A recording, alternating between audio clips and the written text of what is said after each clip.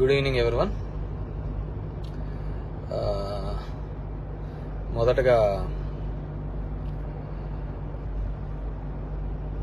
ఈరోజు వైఎస్ఆర్ కాంగ్రెస్ పార్టీ కోసము, నా కోసము పనిచేసిన ప్రతి ఒక్క కార్యకర్త, ప్రతి ఒక్క నాయకుడు, ప్రజలు అందరికీ కూడా పేరు పేరు ధన్యవాదాలు తెలియజేసుకుంటున్నాను.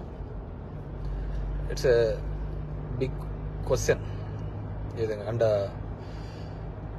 గెలిచినటువంటి సత్యకుమార్ కూడా ధన్యవాదాలు తెలియజేసుకుంటున్నాను. కంగ్రాచులేషన్స్. ఇట్స్ బిగ్ క్వశ్చన్ నాకు, అసలు ఎక్కడ ఏమి చేశాము అని. అంటే ఓవరాల్గా కూడా రాష్ట్ర ప్రభుత్వం కావచ్చు, నేను కావచ్చు, ఎప్పుడు కూడా పేదవాళ్ళకు అండగా ఉండాలా, పేదవాళ్ళకు తోడుగా ఉండాలని జగన్మోహన్ రెడ్డి గారు ఆలోచించారు. నేను అదే విధంగా ఆలోచించినాం. ఈ 5 years అయితే అసలుకు నేను ఎక్కడన్నా విజయవాడ అలాంటి ప్రాంతాలకు పోయి రాత్రి 2 గంటలకు వచ్చినా కానీ మళ్ళీ పొద్దున్నే 7 గంటలకల్లా లేచి ఇంటింటికి వెళ్ళి తిరగడం జరిగింది. వెల్ఫేర్తో పాటు డెవలప్మెంట్ చేయడం జరిగింది. అన్నీ చేసిన. కేవలం 2 నెలల్లో వచ్చి అసలు అతను ఎవరో తెలియదు, పాడు తెలియదు. ఎక్కడైనా పోయి మామూలుగా జనరల్గా పోయి కూర్చొని నిలబడినా కానీ ఎవరు జనాలు కనుక్కోలేరు. దీంట్లో మరి ఐ ఫీల్ రియల్లీ సాడ్, బాధ అనిపించేస్తుంది నిజంగా. ఎందుకంటే అరే ఏంది మనం ఇంత కష్టపడి,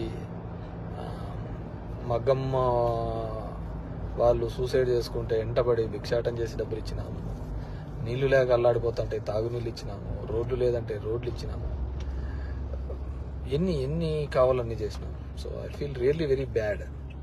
సో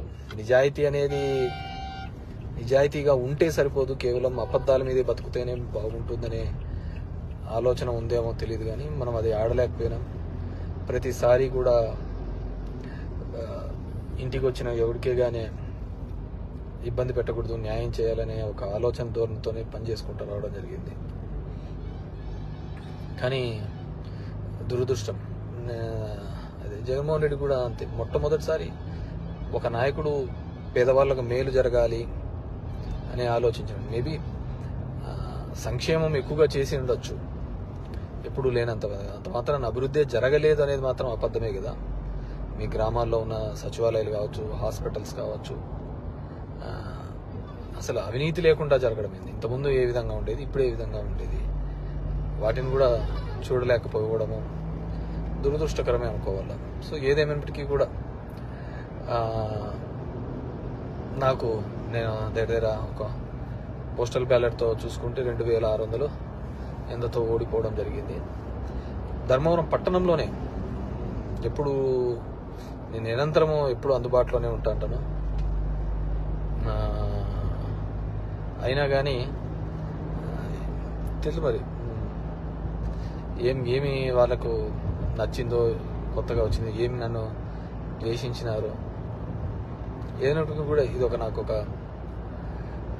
ఏ రాజకీయ పార్టీకైనా ఇది ఒక గుణపాఠం లాగానే.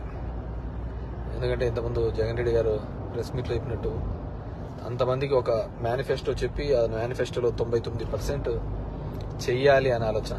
ఎందుకంటే ఇంతకుముందు చెప్పిన వాళ్ళందరూ మర్చిపోయేవాళ్ళు, పక్కన పడేసేవాళ్ళు.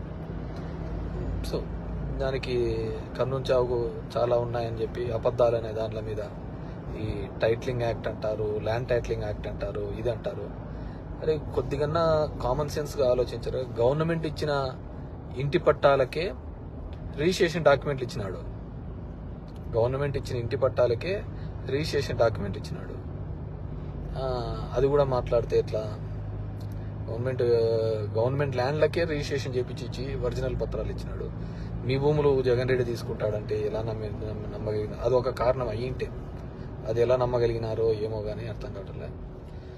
సో చూద్దాం. ఇప్పుడు చంద్రబాబు నాయుడు తన అనుభవంతో సంపద సృష్టించాడు. ఏ రోజు సంపద సృష్టించినాడో కూడా తెలియదు. ఆయన ఇంతవరకు ఎప్పుడు సంపద సృష్టించినది, ఎప్పుడు అప్పులు పెట్టిపోయినాడే తప్ప 14 సంవత్సరాలుగా ముఖ్యమంత్రిగా ఉన్నప్పుడు సంపద ఎప్పుడు సృష్టించలేదు అనమాట. సో సంపద సృష్టిస్తాడన్నాడు. ఎప్పుడూ లేని విధంగా సచివాలయంలో 1,50,000 జాబ్స్ ఇప్పించడం జరిగింది. ఇవన్నీ కూడా ఇక్కడ క్యాలిక్యులేషన్లోకి రాలేదు. జనం దగ్గరికి సేవలు రావాలి. కరోనా లాంటి క్లిష్టమైన పరిస్థితిలో ఆ కుటుంబానికి తోడుగా ఉన్నాడు. మేబీ మనుషులంటే అలాగే ఉంటారేమో మరి తెలియదు. కానీ ఏదైనప్పటికీ కూడా నా పార్టీ కోసము నిరంతరము కష్టపడిన వైఎస్ఆర్ కాంగ్రెస్ పార్టీ కార్యకర్తలకు, నాయకులకు, నాకు ఓటు వేసి నా ప్రజలకు అందరికీ కూడా పేరు పేరున ధన్యవాదాలు. మా నాయకులకి, కార్యకర్తలకు కూడా ఒకటే చెప్పదలుచుకున్నాను.